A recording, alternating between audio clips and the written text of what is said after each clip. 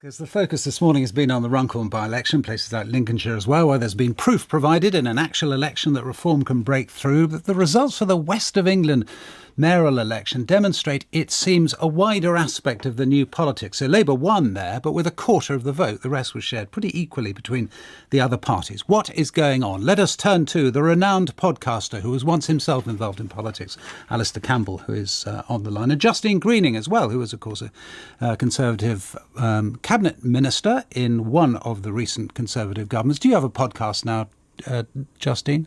I do. It's all about social mobility. It's called Leading with Purpose. There you go. OK, two podcasters. Morning to you both. Alistair, kick us off. What has just happened, if anything?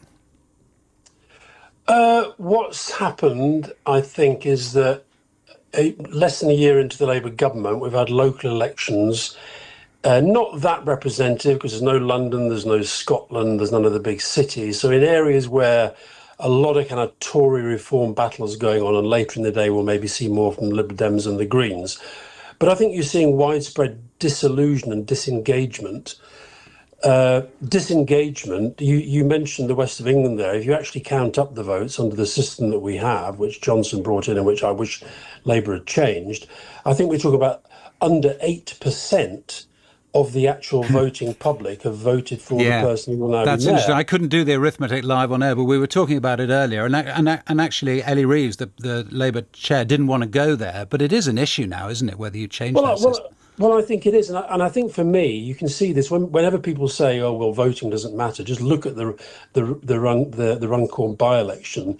If a handful of people had voted the other way, it would have been a different result. But these are very, very low turnout figures in most parts of the country. And that says something broader about disengagement. And I think the message for Labour, I mean, I listened to the interview you did with Ellie Reeves, and I think it's fine to talk about tough decisions and it takes time and all that sort of stuff. But I think what's been missing from this government is a sense of a national story about Britain in the world and what sort of country we're trying to turn Britain into. And the thing about Nigel Farage, whether you love him or you hate him, he's a very effective campaigning oppositionalist politician. And he does have a national story. His story is that the country's broken. Now, I hope that now that they do have a few people in executive positions, they do have councils, I hope Farage, that the media and the other parties move from seeing Farage as spectacle and actually get into proper scrutiny, because I think with that he will fall apart. But Labour... So hang on, because that's a really interesting point to put to Justine Greening. So I was talking as well to the Conservative representative out and about this morning earlier on, who was saying, look, in the end, we may have to do deals with reform in certain councils. Do the Conservatives now cosy up where it suits to reform, or are there dangers actually in doing that? I think the lesson continues to be for the Conservatives that it's not going to succeed by trying to out-reform at a local or a national level, Justin. And I think until the penny drops, we will continue to fail in elections. I think Alice is right that people are disillusioned and disengaged. I think they are wanting a very different version of Britain to the one that they see now. At the general election, they voted for a Labour Party under a strapline of change. They feel the Labour Party delivering on the promises that it made fast enough. Yesterday, they voted for a party that's called Reform. I think it's really obvious that people want politicians and political parties to deliver change. Perhaps there's no such thing as a core voter anymore. And therefore, people will not just stick with a party that fails to deliver on its promises. And I think in that actually is a warning for reform as well. Interestingly, it has a political coalition in a sense. It's very similar to the one that Boris Johnson won big with. But in the end, he didn't have a plan on how to change lives on the ground. That's the question for reform now. What's their plan? You asked that question. Let's hear, actually, from what Dame Andrea Jenkins has been saying overnight, or actually in the last few hours. So she eventually won the Greater Lincolnshire mayor race for reform, and she made these comments about housing migrants in her victory speech. Let's listen. Inch by inch, reform will reset Britain to its glorious past. We will tackle illegal migration. We've been working on policies. I say no to putting people in hotels. Tents are good enough for France. They should be good enough for here in Britain. But I take my hat off to our great leader, Nigel. Now, he has fought for decades, and he still fights for you here today. Migrants in tents, Justine Greening. What should the Conservative response be to that?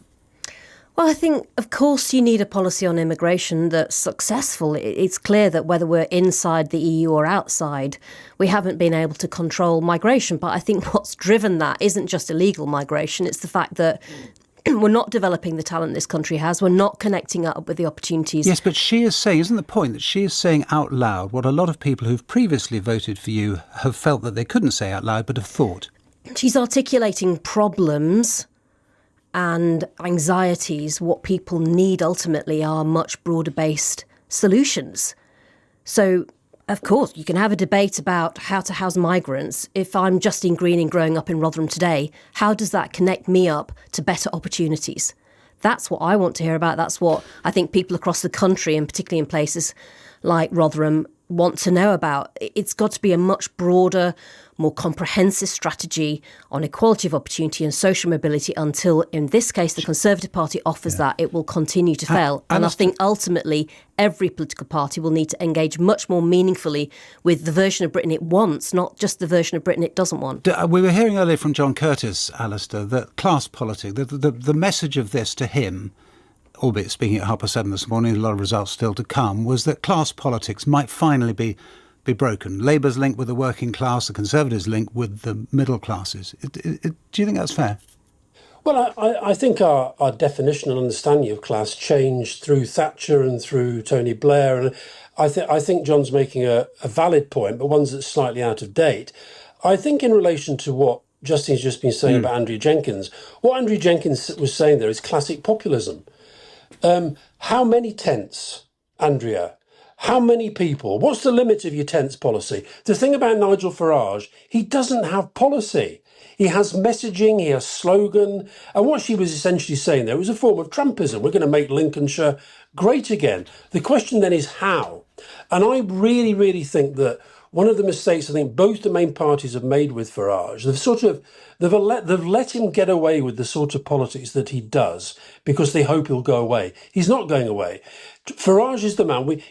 Brexit, sorry to go on about one of my obsessions, but the truth is that is his one legacy. He's never challenged on it. He wasn't challenged through this campaign about his relationship with Trump, about his love for Putin, about this idea of the politics that he wants to bring in. So I think that both the main parties see this as a wake-up call, tackle reform. We've got to leave it there. So we're going to hit the pips. We've got the message. National strategy. Alistair Campbell, Justine Greening, thanks. That's it from us. Have a wonderful Friday.